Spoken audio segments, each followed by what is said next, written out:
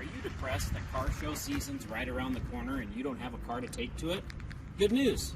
I got a Mach 1 Mustang for you right here. It's a 1970. This has the original 351 Cleveland engine in it. Now it's been overhauled, gone through. It's got the 4-barrel carburetor, Cobra Jet intake.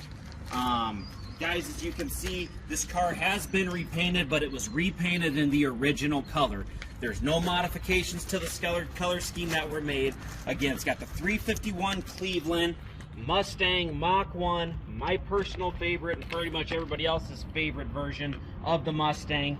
When you guys take a look inside, you're going to find you've got the 4-speed Hurst manual transmission, black leather interior. We took a picture of the odometer. It shows 55,000 miles on it, guys.